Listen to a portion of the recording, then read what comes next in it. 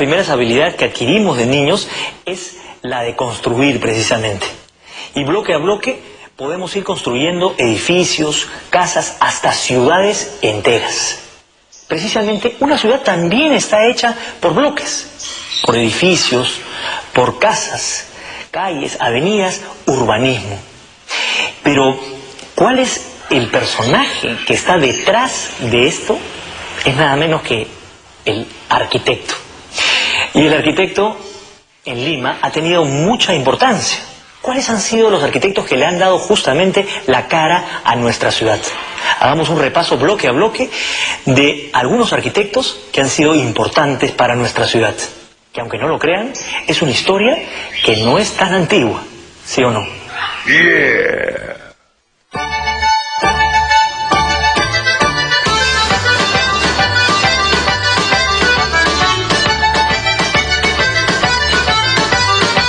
Cuando uno camina por Lima, muchas veces se topa con edificaciones antiguas y modernas lado a lado. Y hoy las obras de los nuevos arquitectos han empezado a darle a la ciudad un tono más bien vertical.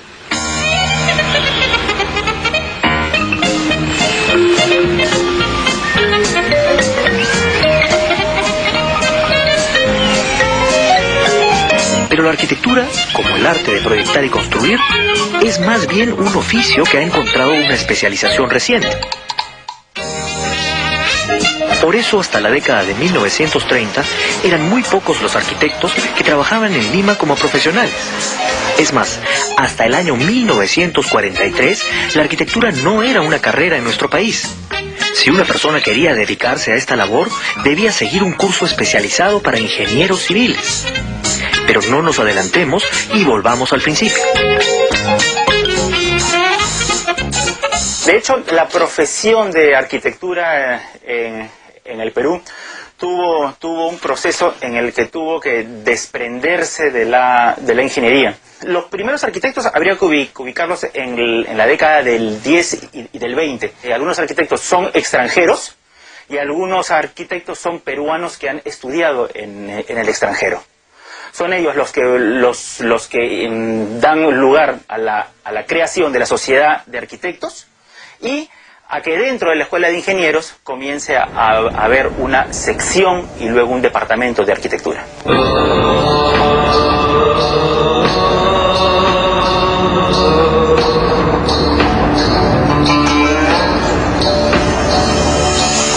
Luego de la Guerra del Pacífico, el Perú empezó una lenta recuperación económica y se inició un periodo de expansión urbanística y arquitectónica en Lima.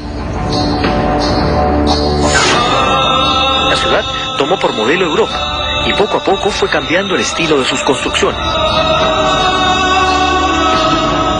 Un indicio de este periodo fue la medida dictada por el presidente Pierola que prohibía el uso del adobe y la quincha en las construcciones. Lentamente, las construcciones de concreto armado y ladrillo se fueron imponiendo en la ciudad.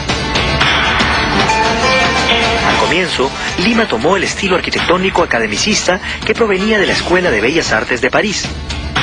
Para tener una idea del estilo, podemos observar las residencias en el Paseo Colón, la Plaza 2 de Mayo o la Plaza Bolognesi.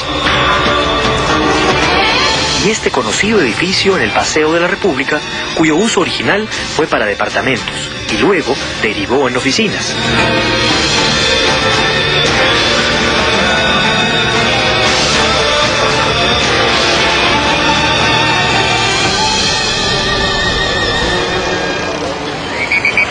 En mis recorridos por Lima mucha gente me pregunta acerca de este edificio, que realmente es muy llamativo. Este edificio fue construido por Ricardo de Jaxa Malacosqui entre 1919 y 1924, en una época en Lima en donde hubo un boom arquitectónico y de la construcción, precisamente en épocas del gobierno de Leguía. Este edificio fue mandado a construir por una compañía de seguros, tiene también el nombre de Casa Roosevelt.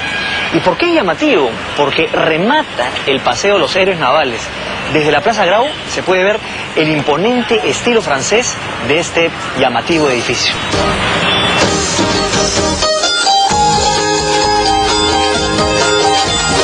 Los Los arquitectos de esta primera generación estaban representados por los extranjeros Ricardo de la Haxa Malakowski y Claudio Saut.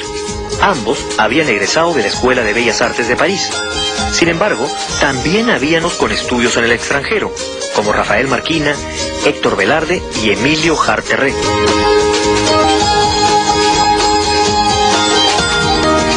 Ricardo de la Haxa Malakowski nació en un rincón de la hoy Ucrania en 1887 y murió en Lima en 1972. Este arquitecto de origen polaco se graduó con honores en la Escuela de Bellas Artes de París. Pero ¿cómo llegó este importante personaje al Perú? Pues bien, en el año 1911, la embajada peruana en París recibió el encargo de seleccionar a un arquitecto para que viajara a Lima y se encargara de organizar los estudios de arquitectura en la Escuela Nacional de Ingenieros. Además, el elegido debería hacerse cargo de las obras del gobierno peruano. Malakowski llegó a Lima con la idea de quedarse por 2 años, el tiempo previsto en su contrato. Sin embargo, el tiempo fue pasando y terminó quedándose en el país toda su vida. Pero lo cierto es que es a partir de 1912 que empezó lo que sería una extensa y fructífera labor docente en la Escuela de Ingenieros. Por 33 años, Malakowski se dedicó a formar a las nuevas promociones de arquitectos de Lima y a construir importantes obras. Su aporte fue decisivo en la ciudad. Aparte del edificio Roosevelt, podemos citar algunas de ellas. La Caja de Depósitos y Consignaciones, ubicada entre los jirones Azángaro y Guayaga, es un ejemplo del estilo académico francés. En este mismo año se terminó de construir el Palacio Arzobispal en la Plaza de Armas. Malakowski se inspiró en el Palacio Torretagle, construyendo una fachada neobarroca en piedra reintegrada con balcones de cajón tallados en madera de cedro. El arquitecto polaco trabajó también el interior del Palacio Municipal. Se encargó de diseñar la distribución interna y su ornamentación. La escalera principal de mármol blanco evoca el estilo renacentista francés de toda la obra. Nos quedamos admirando más obras. Rafael Marquina estuvo en su mejor momento aquí en la estación de Desamparados. Es interesante notar que junto a los modernos materiales usados, la alegoría en la parte superior de la fachada refuerza el hecho de que el progreso industrial era visto como el elemento modernizador de una nueva Lima a construirse.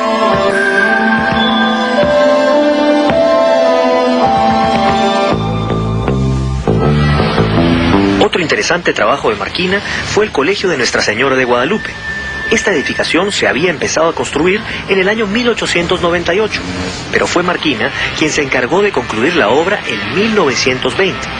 El local de estilo neoclásico fue concebido para satisfacer las necesidades del sistema educativo francés.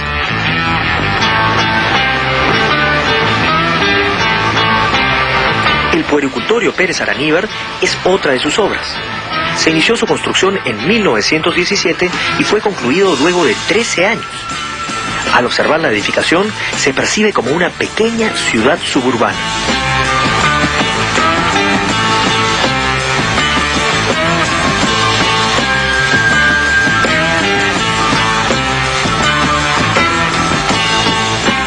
Aparte de edificios públicos, aparte de residencias, Marquina tiene un importante papel en la beneficencia pública, construyendo barrios de obreros. Y esa es una de las primeras experiencias de vivienda social, de vivienda colectiva, de vivienda económica que se ha dado en Lima. Y eso también hay que reconocerle un mérito muy especial a Rafael Marquina.